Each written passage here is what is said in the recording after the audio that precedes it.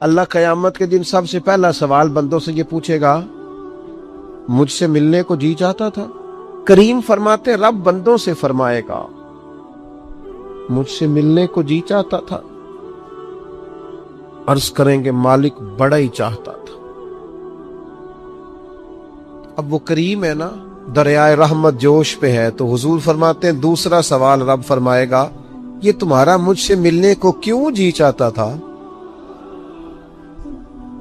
یہ کیوں جی چاہتا تھا بھلا مجھ سے ملنے کو؟ یہ انداز دیکھیے۔ تو حضور فرماتے ہیں بندے عرض کریں کہ مالک اس لیے جی چاہتا تھا کہ تو بڑا ہی کریم ہے، بڑا مہربان ہے، بڑا ستار ہے، تو بڑا غفار ہے، تو بڑا معاف کرنے والا ہے، تو بڑا عطا کرنے والا، تو اپنے بندوں سے بڑا پیار کرنے والا ہے، تو ودود ہے، تو رؤوف ہے، تو رحمان ہے، جی چاہتا تھا تجھ سے ملے۔ تو رب فرماتا ہے اس لیے جی چاہتا تھا کہ میں مہربان بڑا ہوں؟ ہاں۔ تو کریم فرمائے گا جاؤ پھر فرشتوں گواہ ہو جاؤ، میں نے ان سب کے لیے جنت کا فیصلہ فرما دی۔ اللہ فرماتے تم کیا سمجھتے ہو تمہیں بیکار پیدا کیا ہے؟ انسان کو اللہ نے بیکار نہیں بنایا۔ پہلی بات تو یہ سمجھ میں آ گئی کہ آیا کہاں سے ہے، بنایا کس نے ہے، بھیجا کس نے ہے، اور پھر بھیجنے والا کہتا ہے میں نے بیکار، ایک ذرہ بھی اللہ نے بیکار نہیں بنایا۔ ادھر دیکھو میری طرف دوستو، اس آدمی کو آپ سمجھتے ہیں نا بالکل مجذوب ہے، بالکل اس کی زبان سے رطوبت نکلتی ہے اور آنکھوں سے پانی نکلتا ہے اور ہاتھ پکڑ کر سڑک پار کرانا پڑتی ہے، اور جس کو تم سمجھتے ہو نا کہ اس کو تو گھر کا ایڈریس بھی نہیں آتا، اس کی پشت پر اس کا پتہ لکھا ہے، جسے تم خیال کرتے ہو نا یہ بالکل ضعیف ہے، کمزور ہے، اٹھ نہیں سکتا، چل نہیں سکتا، قرآن مجید کی آیت کہتی ہے کہ بندہ بیکار وہ بھی نہیں ہے، تو وہ تو بالکل کسی کام نہیں، وہ تو گھر والے بھی لوگ اس کا مذاق اڑاتے ہیں، کوئی اہمیت نہیں، کوئی پوچھتا نہیں۔ تو یہ کیا ہے؟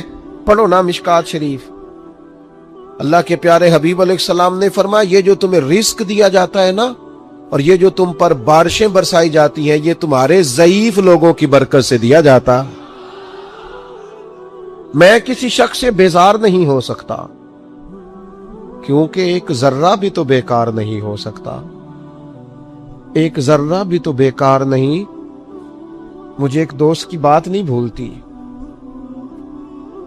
ان کے بیٹے نے آ کے کہا مجھ سے، کہنے لگی ابا جنوں آکھو بڑا دے لیا رشتہ داراں نوں تے بڑا ونڈ لیا، او کڑا کو نا نیکی کردے نے، سوا سائڈ تے ہو کے غیبتاں کردے نے، آنکھوں نے ان بس کرن۔ اور وہ تھوڑے تھوڑے نالاں بھی تھے، چند باتیں اس نے اس طرح کی بتائیں جو واقعہ شکایت والی تھی۔ تو میں نے ان بزرگوں سے کہا، میں کہ پاجی منڈا بھی پریشان ہے، گھر دے بھی تو چھڈو، سادہ بندہ ان پڑھ آدمی محنت مزدوری، اتنی پتے کی بات کی؟ کہنے لگا حضرت صاحب پتہ نہیں اللہ کدے صدقے پہ دیندا ہے۔ تو مجھے یہ حدیث یاد آئی مشکات شریف کی، حضور فرمانے لگے اللہ تمہارے کمزوروں کی برکت سے تمہیں عطا کرتا ہے۔ کس کی وجہ سے اللہ تمہیں دیتا ہے؟ ضعیفوں کی وجہ سے۔ ایک تو کسی چیز کو بھی اللہ تعالیٰ نے بیکار پیدا پھر کس لیے پیدا کیا، مقصد حیات کیا ہے، اس کو آپ نے سمجھنا ہے۔ فرمایا الذی خلق الموت والحیات لیبلوکم ایکم احسن عملا، ہم نے موت اور حیات اس لیے پیدا کی ہے تاکہ پتہ چلے تم میں بہترین عمل کون کرتا ہے، بہترین عمل کون بندہ کرتا ہے۔ اس مقصد کے لیے موت اور حیات کو پیدا کیا۔ ہم تو کام کرنے آئے بھائی، دنیا میں کام کرنے آئے۔ یہ جو لوگ ویلے بیٹھے ہیں نا، صبح سے شام تک موبائلیں چلا رہے ہیں، آرام کر رہے ہیں، کھانے کھا رہے ہیں، آ رہے ہیں، جا رہے ہیں، یہ لوگ اس مقصد حیات سے غافل ہیں جس مقصد کے لیے بھیجے گئے۔ قرآن مجید کہتا ہے تمہیں اچھے اعمال کے لیے دنیا میں بھیجا ہے، اس مقصد کو تم سمجھو، کوئی خیر کا کام زندگی میں کرو، کوئی خیر کا کام۔ یہ جو مسجد کا خادم ہوتا ہے نا، اس کے پاس مسجد کی چابیاں ہوتی ہیں، اور مسجد کے خدام اکثر پڑھے لکھے نہیں ہوتے، کم پڑھے لکھے ہوتے ہیں، لہذا یہ ڈیوٹی کرتے ہیں۔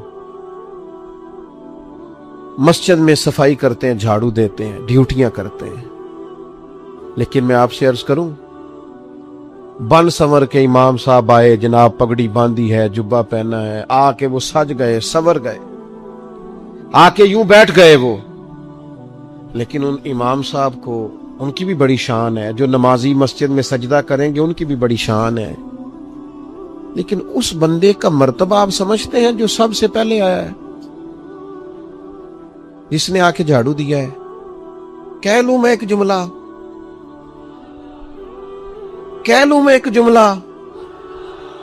ایک بات کہہ لوں وہ والی کہ نبی کریم علیہ الصلوۃ والسلام نے کنجیاں ساری سیدنا بلال کو دے دی تھی،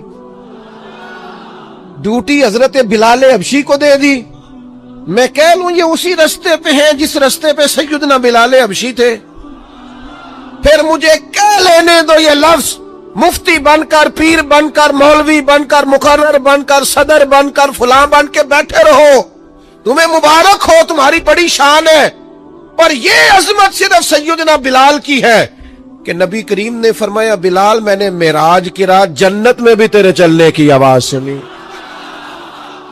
یہ شان صرف۔ پھر مجھے کہہ لینے دو کمر اچھا ہے، فلک پہ نہ ہلال اچھا ہے، تیری نظر گر بینا ہو تو دونوں سے بلال اچھا ہے۔ آپ سمجھیں اس بات کو، کوئی مقصد تو ہے نا میرے بھائی۔ صحیح بخاری میں موجود ہے، حضرت بلال مقصد بنا لیا تھا حضور کے دروازے کی نوکری کرنا۔ میں آپ سے عرض کروں، اگر کوئی مقصد نہیں نہ بناؤ گے تو زندگی بے چین بے قرار گزرے گی۔ با مقصد لوگوں کی زندگی صحیح گزرتی ہے، با مقصد۔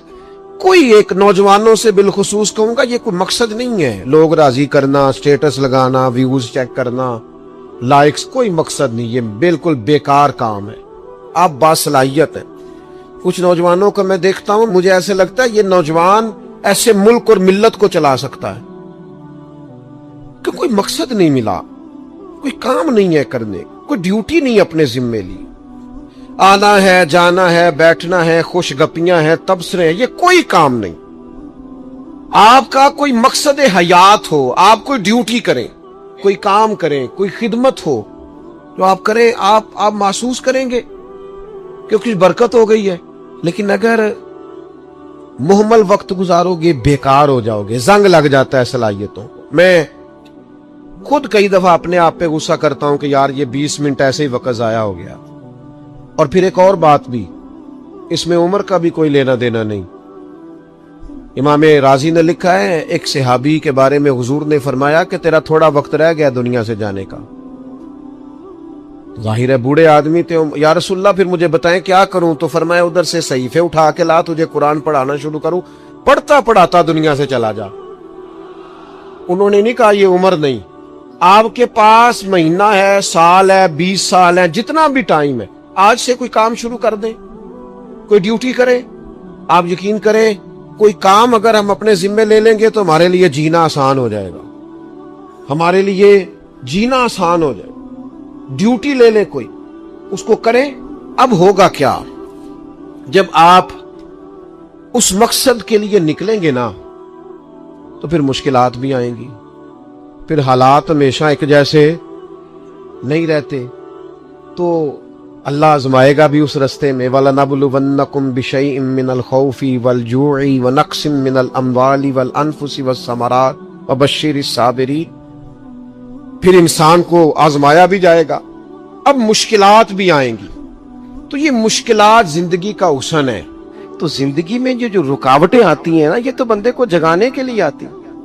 اِنَّ مَعَ الْعُسْرِ يُسْرًا اِنَّ مَعَ الْعُسْرِ يُسْرًا۔ ایک دفعہ اگر مشکل آئے تو اللہ 2 آسانیاں دیتا ہے، ہم نہ گھبرا جاتے ہیں۔ یہ دکھ تو بڑے پیارے ہوتے ہیں، یہ تو بڑے نفع بخش ہوتے ہیں، یہ تو فائدہ کرتے ہیں بندے کا۔ تکلیفیں جیسے جیسے زندگی میں آتی ہیں بندہ پالش ہوتا جاتا ہے۔ جیسے جیسے میں اکثر دوستوں سے کہتا ہوں، کبھی مشکل آ جائے اور کوئی بندہ ساتھ نہ بندے کے چلے، نہ رشتہ دار چلے، نہ دوست چلے، نہ گلی محلہ، کوئی ساتھ نہ چلے، تو ہم شکوے کرتے ہیں۔ حالانکہ شکوے نہیں کرنے چاہیے۔ اگر یہ ساتھ نہ کوئی بھی چلے تو بندے کو اکیلے لڑنے کا حوصلہ نصیب ہو جاتا ہے، اسے پھر ہمت مل جاتی ہے کہ یہ سفر میں نے اکیلے طے کرنا ہے۔ تکلیفیں بڑی سونی ہوتی ہیں. جب تکلیف آئے تو رب کہتا وَتَوَاصَوْا بِالصَّبْرِ، اب ایک دوسرے کو صبر کی نصیحت کرو. یہ جب دکھ آتے ہیں نا، دکھ بندے کو نرم کر دیتے ہیں، بیماری نفسانی خواہشات کو ختم کر دیتی. بیمار بندہ، اس کا کسی غلطی کی طرف دھیان ہی نہیں جاتا، وہ پورا جڑ جاتا ہے اپنے رب سے، اس کے اندر سے نفسانی خواہشات ختم ہو جاتی. جب آپ دکھی ہوتے ہیں نا، پھر کوئی سجدے کا مزہ آتا ہے، پھر کوئی دعا میں لطف آتا ہے، پھر کوئی رب سے دل لگانے میں مزہ آتا ہے، پھر دل کرتا ہے کہ کوئی بندہ موجود نہ ہو، میں اکیلا ہوں مسجد میں، رج کے یاد کروں اپنے مالک کو. جب آپ صبر کرتے ہیں، قرآن پاک میں نا کم و بیش کوئی 99 کے قریب 90 سے زیادہ مرتبہ صبر کا ذکر ہے، اور محدثین نے تصریح کی ہے کہ کوئی 500 کے لگ بھگ حدیث پاک میں صبر کا ذکر ہے. حوصلے سے، صبر سے، وَتَوَاصَوْا بِالصَّبْرِ، صبر بندہ کر کے دکھائے، اس کے اندر حوصلہ ہو، دلیری ہو. ہم نہ جلد باز ہو جاتے ہیں، بعض بزرگ بھی ناراض نہ ہوں تو وہ بھی بڑے جلد باز، فٹافٹ کام ہونا چاہیے. بعض بچے بھی، بعض جناب سیانے لوگ، بڑی جلدی ہے. بندے نے روزہ رکھا ہوا نا گرمیوں کا،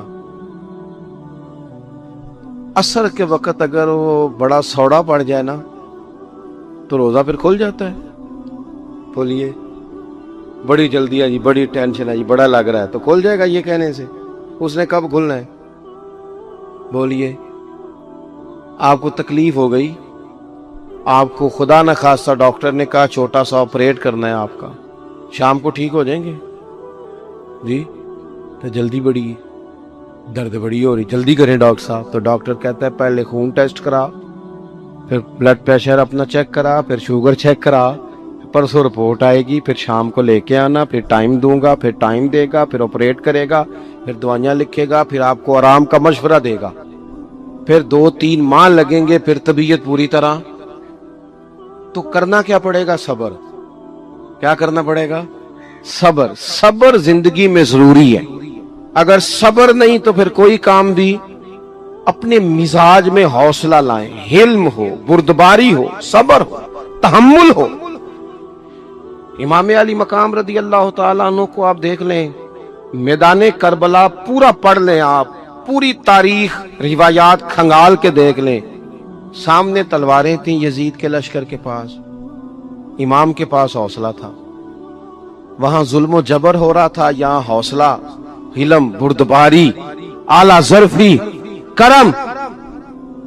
دوستو جب صبر اور تلواریں آپس میں ٹکرائی نا، صبر اور تلواریں، تو تلواریں ہار گئیں، صبر جیت گیا. صبر ہمیشہ جیت جایا کرتا ہے. بعض اوقات تھوڑا ٹائم لگ جاتا ہے، تھوڑا سا وقت. کچھ چیزوں کی لوگوں کو فوراً سمجھ نہیں آتی، ٹائم گزرنے کے وہ کافی دیر کے بعد احساس ہوتا، اوہو وہ تو ٹھیک تھا، احساس. لیکن آپ زندگی میں تھوڑا تحمل، تھوڑی بردباری. آپ یقین کریں، ہم جب لڑائیاں کرتے ہیں نا، کسی سے بحث کرتے ہیں، کچھ ایسی باتیں کر جاتے ہیں کہ بعد میں ہمیں احساس ہوتا ہے یار زیادہ سخت بات ہو گئی. مانتے نہیں، لیکن بعضوں کا خیال ہوتا ہے یار اوہو یہ نہیں کہنا چاہیے تھا. لیکن وہ بات غصے میں نکل جاتی ہے، صبر ہوتا نہیں، پھر وہ خرابی ہوتی ہے. اپنی زندگی میں صبر، اپنے رب پر جو مضبوط بھروسہ ہے، مضبوط. سیدہ طیبہ طاہرہ حضرت فاطمہ الزہرا رضی اللہ تعالی عنہا نا اونٹ کے بالوں کی بنی ہوئی چادر اوڑھ کر چکی پیس رہی تھی. یہاں بیویاں بڑا روتی ہیں، غریبی بڑی ہے، بڑی غریبی ہے. حالانکہ اب کون بندہ پیبند والے کپڑے پہنتا ہے جی، دور ہی گزر گیا.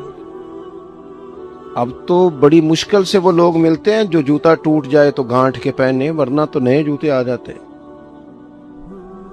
حضرت سیدہ پاک اونٹ کے بالوں کی بنی ہوئی چادر اوڑھ کے چکی پیس رہی تھی. نبی پاک صلی اللہ علیہ وسلم نے دیکھا، آنکھوں میں آنسو ضرور آئے، پر محبوب نے فرمایا فاطمہ دنیا میں تھوڑی سی تکلیف برداشت کرو، قیامت کی ساری عزت اللہ آپ کو ہی عطا فرمائے گا. تو तवक्कुल की मजबूती, अल्लाह की जात पर भरोसा, अपने रब करीम के साथ उम्मीदों का वाबस्ता करना, इससे मजबूती आएगी।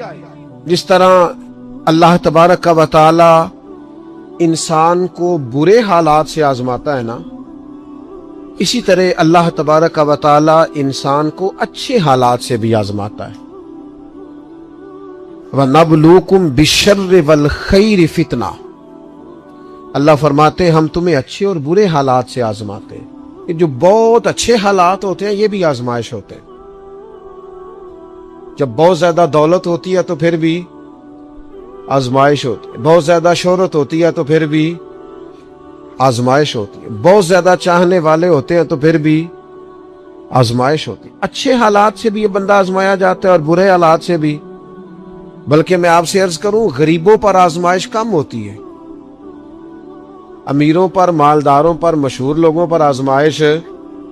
वअलमू अन्नमा अमवालुकुम व औलादुकुम फितना, माल और औलाद आजमाइश है, फितना है, ज्यादा आजमाया जाता है।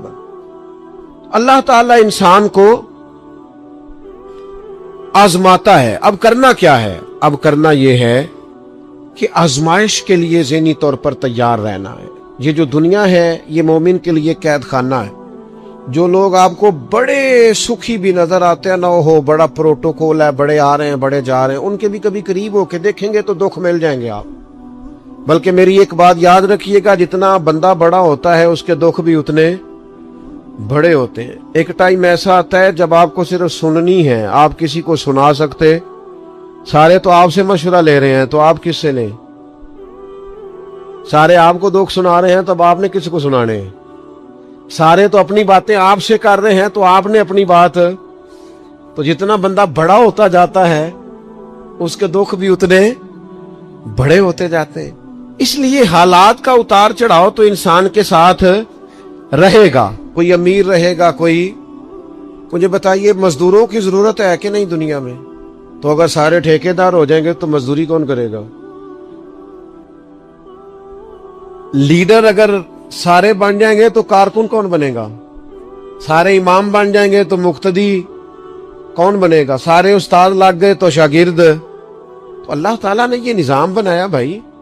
लेकिन बस एक बात ज़हन में रहे कि कोई भी मालदार किसी गरीब को हकीर ना समझे। अब मरातब का उतार चढ़ाव है, इसमें भी परेशान। मेरे मुआशरे में ना आजकल मैं देखता हूँ मायूसियां बड़ी फैल गई हैं, लोग बड़े बड़े परेशान हैं, और कुछ लोग ऐसे हैं जिनके पास सारा कुछ है फिर भी परेशान है।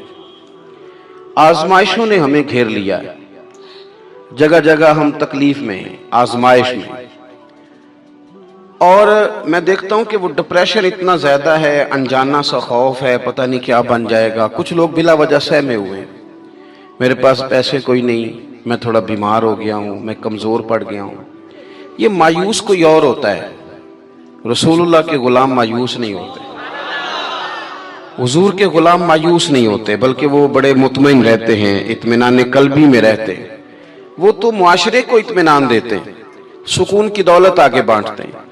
आप जब आहिस्ता आहिस्ता मायूस होने लग जाएंगे, पीछे थक वो बंदा नहीं जाता जिसका जिस्म थकता है, थक वो जाते हैं जिनके आसाब थक जाते हैं, जिनका जहन थक जाता है। जो लोग फिक्री तौर पे कमजोर पड़ जाते हैं ना, मैं बीमार हूं तो शायद कभी तंदुरुस्त नहीं होगा, मैं कमजोर हूं, गरीब हूं तो पता नहीं कभी अमीर नहीं होगा, मैं पता नहीं मतलब पीछे मैंने रहना है, ये मेरे साथ कभी को शायद वफा करेगा ही नहीं। हम ना ज़हनी तौर पे थक जाते हैं।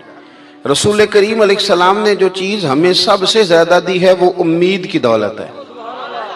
उम्मीद की दौलत, उम्मीद, कभी उम्मीद ना टूटने पाए हमारी। अच्छा सोचें, अच्छा गुमान करें, आने वाले वक्त के बारे में खैर की उम्मीद रखें।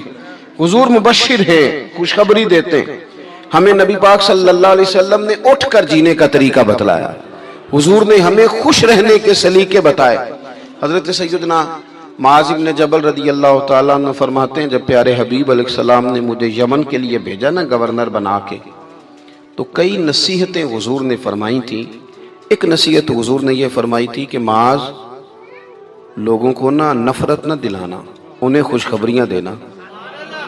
انہیں خوشخبری. ہم نے ایک دوسرے کو مایوس کرتے ہیں, او جی چھاڈو توں کتے جا, سارا کھیڑ پیسے دی, تیرے کو پیسے کوئی نہیں, تیرا کچھ بھی نہیں بن سکتا.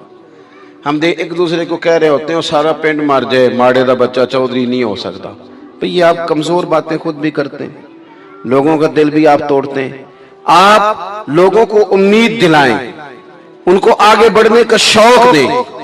بہت گناہگار آدمی, بہت.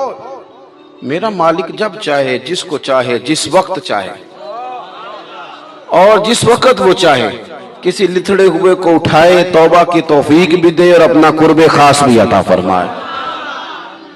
حضرت ابو دردہ رضی اللہ تعالیٰ عنہ فرماتے ہیں, میں حضور کی بارگاہ عالی مرتبت میں حاضر تھا تو نبی پاک صلی اللہ علیہ وسلم نے ہمیں آیت پڑھ کے سنائی, وَلِمَنْ خَافَ مَقَامَ رَبِّهِ جَنَّتَانِ, جو اللہ کے سامنے کھڑے ہونے سے ڈرے گا رب اسے 2 جنتیں عطا کرے گا. تو حضرت ابو دردہ رضی اللہ تعالیٰ عنہ عرض کرتے ہیں, حضور وہ بندہ چور ہو, زانی ہو, اور اس نے بڑے بڑے گناہ کیے ہو معاذ اللہ, پھر بھی ڈر جائے تو اللہ 2 جنتیں دے گا, بہت بڑا مجرم ہے. یہ کچھ لوگ میری طرح کے ہوتے ہیں نا نیک, وہ کہتے ہیں جنت میں نے جانا ہے, کسی اور کو نہیں جانے دینا, وہ بھی طے کر لیتے ہیں, وہ کہتے ہیں سوال ہی نہیں پیدا ہوتا, یہ تو میرا ذمہ ہے. آپ ایسے نہیں کریں, آپ اللہ کی رحمت کو اس طرح مقید نہیں کریں. اور ہمارے کئی دفعہ میں نے دیکھا ہے کہ یہ نیک لوگ کسی کے بارے میں بات کر رہے ہوتے ہیں تو وہ اصلاح کی نہیں, وہ یوں لگتا ہے کہ جیسے بڑا حقیر سمجھ کے کسی کو تبلیغ کی جا رہی. یہ انداز درست نہیں ہے. کیا پتہ کب اللہ تعالیٰ کسی کو کون سا درجہ عطا کر دے اور کہاں اس شخص کو لے جایا جائے. تو حضرت ابو دردہ رضی اللہ تعالیٰ عنہ نے ہماری یہ مشکل حل کر دی. کہتے ہیں کہ میں نے عرض کی, حضور اگرچہ وہ چور ہو, زانی ہو, نالائق ہو, گناہگار ہو, پھر بھی ڈر جائے تو اللہ 2 جنتیں دے گا. تو حضور نے فرمایا, ہاں اگر صحیح معنی میں ڈر گیا تو رب 2 جنتیں ہی عطا کرے گا. کہتے میں نے دوسری دفعہ عرض کی, حضور چور ہو, بڑا مجرم ہو, پھر بھی ڈر جائے تو 2 جنتیں. حضور نے فرمایا ڈر جائے صحیح, جنتیں 2 ہی ملیں گی. کہتے میں نے تیسری دفعہ کہا, حضور یعنی وہ جو مایوسی ہے گناہگار آدمی کو کہ میں شاید آگے جا ہی نہیں سکتا, شاید اب بات آگے بڑھ ہی نہیں سکتی. حضرت ابو دردہ کہتے ہیں تیسری دفعہ عرض کی, حضور اگر بڑا ظالم ہو, ڈر جائے, پھر بھی 2 جنتیں. تو کہتے ہیں حضور نے فرمایا اگرچہ ابو دردہ کی ناک خاک آلود بھی ہو جائے نا, یعنی تو زمین پہ بھی اپنی ناک رگڑے, تو پھر بھی جو بندہ صحیح معنوں میں ڈرے گا اسے مایوس نہیں ہونا چاہیے, رب اسے 2 جنتیں عطا کرے گا. حضور نے ہمیں خوشخبری دی آگے بڑھنے. ہم جب بیٹھتے ہیں نا تو غلطیاں ڈسکس کرتے ہیں, کوتاہیوں پہ گفتگو کرتے ہیں. ہم اپنے دوستوں کی, رشتہ داروں کی, گلی محلے والوں کی غلطیاں, پھر تھوڑا آگے بڑھتے ہیں تو ہم سیاستدانوں کی غلطیاں, تاجروں کی غلطیاں, پھر تھوڑا اور آگے بڑھے تو پھر مولویوں کی غلطیاں. پھر جب ہمارا دماغ چلا تو جس بیچارے آدمی کو صحیح طریقے سے کچھ لفظ جملے بھی نہیں کہنے آتے, وہ مشائخ کی غلطیاں نوٹ کراتا پھرتا ہے. بڑی بڑی دور لوگ نکل جاتے ہیں, دور. آپ یہ کام نہیں کریں. اس طرح تو یہ لگے گا کہ اس معاشرے میں اچھا بندہ ہی کوئی نہیں, سارے لوگ ہی برے. اس طرح تو پھر لوگوں کا ایک دوسرے کے بارے میں دل سخت ہو جائے گا, کیونکہ تم مصطفی ہے, اسلام تیرا دیش ہے. حضور نے فرمایا یہ علاقے ہمارے ہوں گے. حضرت ابو ہریرہ فرماتے ہیں زمانے بیت گئے, حضور کا وصال ظاہری ہوا, جناب صدیق اکبر کا وصال, حضرت عمر کے زمانے میں فتوحات ہوئیں, وہ کنجیاں آئیں. فرماتے ہیں چابیاں آتی تھی, لوگ کہتے تھے لو آ گئیں, تو میں کہتا تھا آئیں آ جائیں, مل ہمیں بڑی پرانی گئی ہے, یہ ہمارے پاس تھی پرانی آ گئی. امید کا دیا جلائیں, امید کا, اور کسی عمر میں بھی مایوس نہ ہو, کسی عمر میں.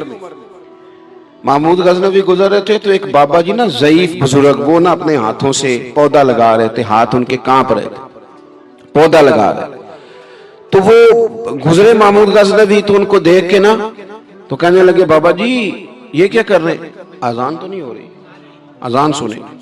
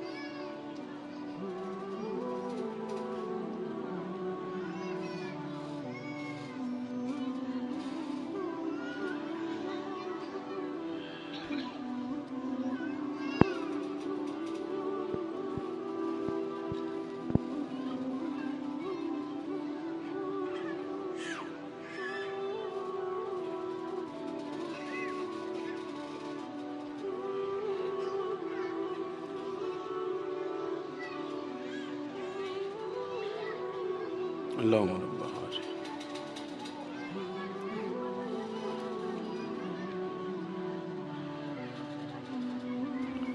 تو میں یہ عرض کر رہا تھا، بزرگ ضعیف، راشا بھی تھاری تھا، ہاتھ کامتے بھی تھے. محمود گزر رہے تھے، بزرگوں کو دیکھ کر کے فرمانے لگے بابا جی نہ تو آپ اس کی چھاؤں میں بیٹھ سکیں گے، آپ کی عمر بتاتی ہے کہ اس کا پھل بھی آپ نہیں کھا سکیں گے، تو اتنی مشقت آپ کر رہے ہیں. تو بابا جی مسکرائے اور محمود کی طرف دیکھ کر کے فرمانے لگے بیٹا میں پھل نہیں کھاؤں گا تو میرے پوتے تو کھائیں گے نا، اور میں نہیں چھاؤں میں بیٹھوں گا تو یہاں سے گزرنے والے مسافر تو بیٹھا کریں گے. محمود بڑے خوش ہوئے، اتنی اچھی بات، اتنا خیر کا جذبہ، اتنی اچھی امید، اتنا تازہ دم شخص. فوراً ایک اشرفیوں کی تھیلی نکالی اور کہا بابا جی یہ تحفے میں رکھ لیں، قبول کر لیں. بابا جی نے تھیلی تھامی اور مسکرا کے فرمانے لگے محمود آپ تو کہہ رہے تھے کہ آپ پھل نہیں کھائیں گے، میں نے تو ابھی لگایا ہی نہیں، پھل اللہ نے پہلے عطا فرما دیا. دیکھیں میں نے امید لگائی تھی کہ میں خیر کروں گا تو مجھے تو پھل مل گیا.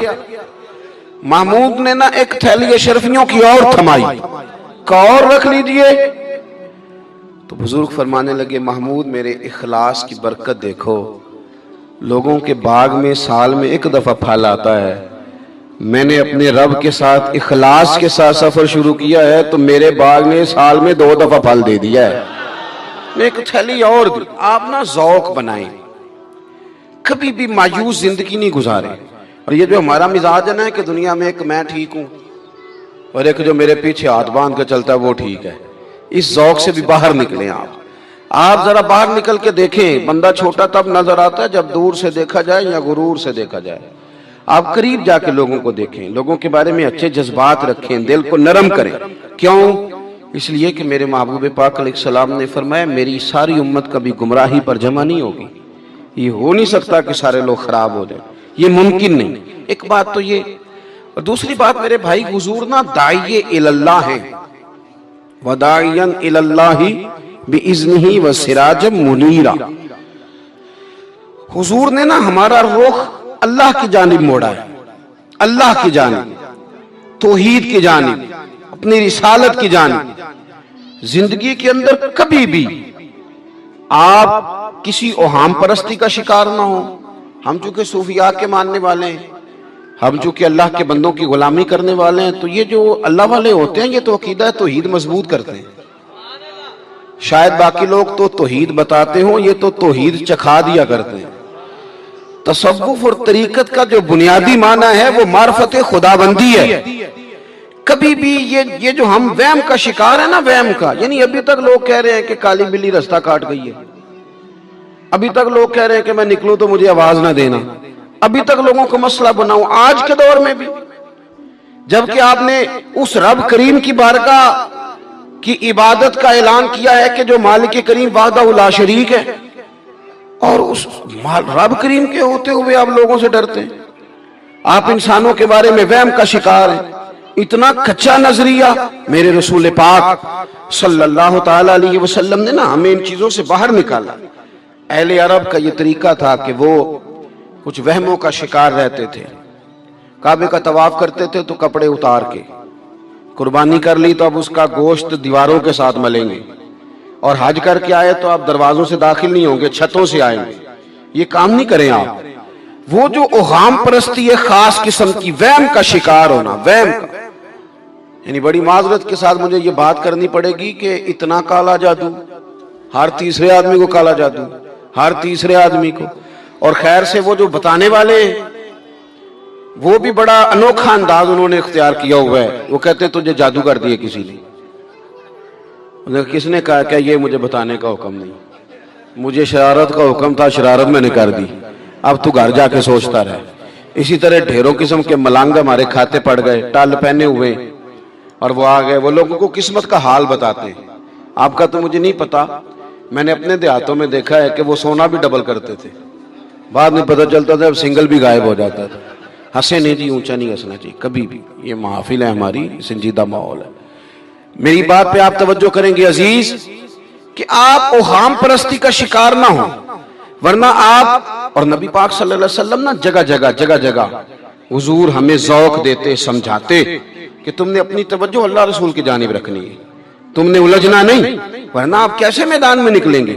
فوجی کہہ دے ہمیں کالا جادو ہو گیا، ہم سے جایا نہیں جاتا، تو جنگ ہوگی؟ کوئی کہہ دے ہم پر تو وہ فلانے نے سیو کرا دیا ہے تو ہم دفتر نہیں جا سکتے، تو کاروبار زندگی چلے گا؟ کن چکروں میں پڑ گئے؟ جادو ہوتا ہے، اس کی حقیقت سے انکار نہیں، لیکن اتنا کچا ماحول، اتنی کمزور بات، یہ اہل ایمان کا شیوا نہیں ہے۔ آپ مضبوط رہیں۔ عارف رومی رحمت اللہ علیہ فرماتے ہیں میں کبھی بھی زندگی میں کوئی بات اس لیے نہیں کی کہ مجمع ہنسے، اور ہنسنا ویسے بھی شریعت میں مسکرانا ہے، کہہ کا لگا کے تو روٹین میں بھی ہنسنے سے پرہیز کرنی چاہیے۔ وہ کہتے ہیں ایک بادشاہ تھا تو اس کا بھی ذہن بن گیا تھا کہ پتہ نہیں یہ کیا ہو جاتا ہے۔ کچھ یہ لوگ نا ہمارا وہم بڑھاتے ہیں، آج کل جو تویز دھاگے والے لوگ ہیں نا، یہ اور اضافہ کرتے ہیں اس کے اندر، اور کہانیاں بنا کے دیتے ہیں، لوگ اور زیادہ الجھ جاتے ہیں۔ بادشاہ تھا تو وہ شکار کرنے جاتا تھا تو اس کے ذہن میں یہ خیال تھا کہ اگر رستے میں کوئی بندہ میرے متھے لگ جائے تو میرا شکار ٹھیک نہیں ہوتا۔ تو وہ کیا کرتا، وہ جب سفر کے لیے نکلتا تو لوگوں سے کہتا سارے رستے خالی کرا دو، میں نے شکار کے لیے جانا ہے۔ لوگ رستے خالی کرا دیتے۔ ایک دن ایک آدمی بیچارہ نے ایک آنکھ سے اسے نظر نہیں آتا، وہ کوئی جنگل سے لکڑیاں کاٹ کے آ رہا تھا تو اچانک وہ چڑھ گیا۔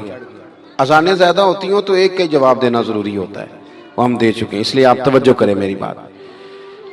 تو وہ بیچارہ چڑھ گیا لکڑ ہارا سڑک پہ، اس کے سپاہیوں نے بندے تو بڑے ہٹائے تھے پر یہ غلطی سے آ گیا، انہوں نے پکڑ لیا، بادشاہ کے سامنے پیش کیا۔ بادشاہ کہنے لگا تمہیں نہیں پتا کہ میرے رستے میں کوئی آئے تو میرا شکار نہیں ٹھیک ہوتا، اس کو باندھ دو۔ دھوپ بڑی سخت تھی، درخت کے ساتھ باندھ دیا، کہا جا رہا ہوں واپس آتا ہوں، اگر شکار ٹھیک ہو گیا تو چھوڑ دوں گا ورنہ اسے قتل کر دوں گا۔ دو بندے اس کے سرانے کھڑے کر دیے تلوار لے کر کے۔ اب وہ بیچارہ صبح سے بندہ ہے، بادشاہ چلا گیا۔ اتفاق کی بات یہ کہ آج شکار پہلے سے بھی اچھا ہوا، خوب ہوا، بادشاہ واپس آیا۔ اب یہ دھوپ میں بندہ ہے، کسی نے پانی بھی نہیں پوچھا، تنگ آمد بجنگ آمد، بندہ جب پورا تنگ آئے تو پھر جنگ بھی بڑی کرتا ہے۔ اس نے کہا یار آج مرنا تو ہے، اب مرنا سچ بول کے۔ بادشاہ نے کہا اسے کھول دو، آج میرا شکار بڑا اچھا ہوا ہے، لہذا اسے کچھ نہیں کہنا، کھول دو۔ رسیاں کھول دیں تو وہ پتہ کا شخص کہتا ہے، کہتا بادشاہ ایک بات کر لوں میں بھی، مار تو جانا ہی ہے پر ایک بات کر لوں۔ کہنے لگا کرو۔ کہنے لگا تم نے صبح میرا منہ دیکھا تھا، تمہارا شکار بڑا اچھا ہوا ہے، دن بڑا اچھا گزرا ہے، پر میں نے آج سویرے تمہارا منہ دیکھ لیا تھا، تو دیکھو میرا بیچارے کا کیا حال ہوا ہے کہ صبح سے یہاں۔ اب تم بتاؤ منحوس میں ہوں کہ تم ہو؟ نحوست میرے اندر کہ تمہارے اندر؟ میں اگر کوئی جوان آدمی میرے ساتھ آ کے یہ بات کرتا ہے نا کہ بھئی فلان ہو گیا تو میں بڑا، تو مجھے اس پہ غصہ آتا ہے۔ میں کہتا ہوں آپ اس عمر میں یہ کام کریں گے تو بزرگوں کو کون سہارا دے گا؟ ضعیفوں اور کمزوروں کو کون اٹھائے گا؟ آپ اتنی کچی باتیں کرتے ہیں۔ اور یہاں پیروں نے بھی عجیب تماشا گھڑا ہوا ہے، سویرے 9 بجے بیٹھ جاتے ہیں تعویذ لکھنے۔ آپ قرآن شریف کا درس کب دیں گے؟ آپ حدیث پاک کب پڑھائیں گے؟ آپ ان کو اصول فقہ کب بتائیں گے؟ پیر صرف دین کا نمائندہ ہوتا ہے جس نے رب رسول کا دین پڑھنا ہے اور آگے پڑھانا ہے، جس نے لوگوں کو وہاں سے دین سیکھ کے آگے سکھانا ہے۔ باقی کیا معنی ہے چیزوں کا؟ اس نے صرف آسان کر کے جو ہمارے صوفیاء نے دیا آگے بات پہنچانی۔ دین سیکھنے سکھانے کا نام پیری مریدی ہے، اس کا کوئی اور معنی ہے ہی نہیں سرے سے۔ کہاں سے آ گئی یہ ساری چیزیں؟ حدیث سنیے، بخاری میں موجود ہے، مسلم میں موجود ہے۔ حضرت ابو ہریرہ رضی اللہ تعالیٰ عنہ فرماتے ہیں نبی پاک علیہ السلام کے صاحبزادے کا وصال حضور کی گود میں ہو گیا، گود میں وصال کر گئے صاحبزادے۔ حضور کو بڑی تکلیف ہوئی، آنکھوں سے آنسو آئے، سرکار روئے۔ صحابہ نے عرض کی حضور آپ بھی آنسو بہاتے ہیں؟ فرماتے ہیں میرا بیٹا کیا ہے، یہ آنسو محبت کی علامت ہیں، ورنہ میرے دل اور زبان پہ وہی ہے جس سے میرا رب راضی ہوتا ہے۔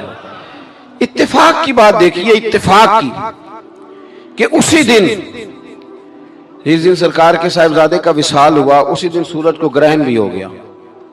اب جوڑنے والے باتیں جوڑ دیتے ہیں نا، کچھ لوگوں نے بات جوڑ دی، کہنے لگے دیکھا حضور کے صاحبزادے کا وصال ہوا تو سورج کو بھی گرہن ہو گیا، سورج کو بھی گرہن ہو گیا۔ اور میرے دوستو سنو، یہ عقیدوں کی مضبوطی کتنا ضروری کام ہے۔ اپنے آپ کو فکری طور پر مضبوط رکھنا